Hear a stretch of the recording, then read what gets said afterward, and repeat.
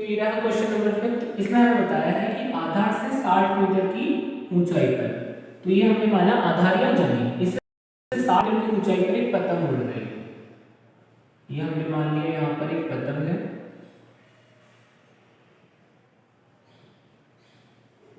जो 60 मीटर की ऊंचाई पर उड़ रही है, 60 मीटर। इसको हम ए बी, जमीन के एक बिंदु से इस पतंग को बांधने वाली दूर, यहाँ पर एक पॉइंट दिया सी के साथ 60 डिग्री का कोण बनाती है। कितने डिग्री का? 60। यहाँ पर हम लिखेंगे माना एसी पतंग की दूरी है, माना एसी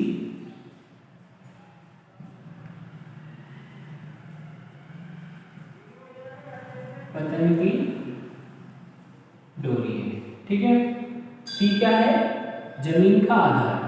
सी जमीन पर एक बिंदु है, जमीन पर एक बिंदु है। ठीक है। तो AC का मान हमको ज्ञात करना है। ये लिख दिया हमने, AC बराबर हमें ज्ञात करना है। A से लेके B तक की दूरी कितनी है? 60 मीटर। A से B तक हो गया हमारे पास 60 मीटर। कोण दिया है हमें कितने डिग्री का? 60 डिग्री का, ये रख दिया। अब इसमें हमारे पास लंब का मान है और कर्ण का मान हमें ज्ञात करना है। क्योंकि हमें पता है लाल बटे कक्का से, लाल बटे कक्का पहली वाली वैल्यू किसकी होती है? साइन की। किसकी होती है? Sine theta.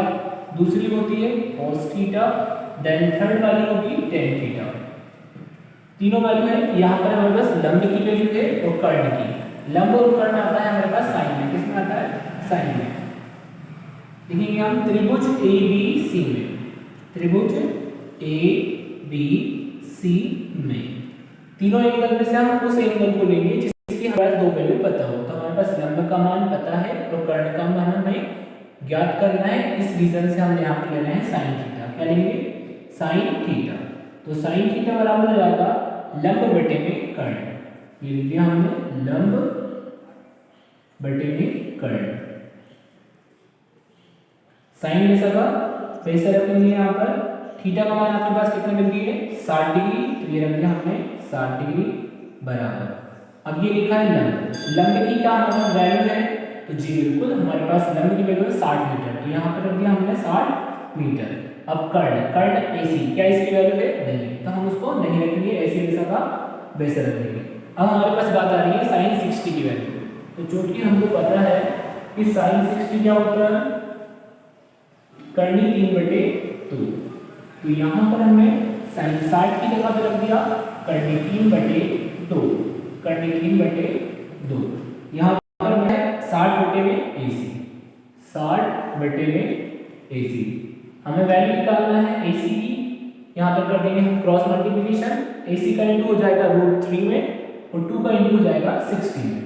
तो ये हो जाएगा √3 गुणा AC बराबर 2 गुणा 60। वैल्यू हमें निकालना है AC की।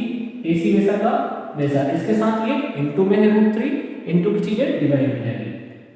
60 का डबल करेंगे तो ये हो जाएगा 120, इंटू का √3 था वो चले जाएगा आपके पास डिवाइड में। AC वैसा का वैसा रहने देंगे 120 बटे में कर्णी 3। अब यहाँ से हम कर देंगे हर का परिमीकरण। कर्णी 3 कर्णी और कर्णी 3 का गुणा नीचे भी, कर्णी 3 बटे में कर्णी 3। AC वैसा का वैसा रहने दिया हमने। जब हम 120 का गुणा कर्णी 3 में करेंगे तो ये हो जाएगा 120 कर्णी 3।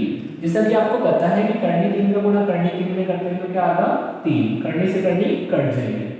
जब अगर आधार समान हो और दोनों एक जैसी वैल्यू हो, रूट के अंदर हो, तो कर्णी 3 का गुणा अगर कर्णी 3 में करेंगे तो हमारे पास आंसर आएगा 3। 3 का 3, 3 चुकू 12, 0 का 0। AC वैसा का वैसा रहने दिया। यहाँ पर क्या आया? 40, ये कर्णी 3। तो यहाँ पर लिख दिया हमने 40 कर्णी 3। क्योंकि हमारी AC क्या थी? पतंग की डोरी थी, इसलिए यहाँ पर हम लिखेंगे अतः पतंग की डोरी की लंबाई, अतः पतंग की डोरी की लंबाई 40 करने की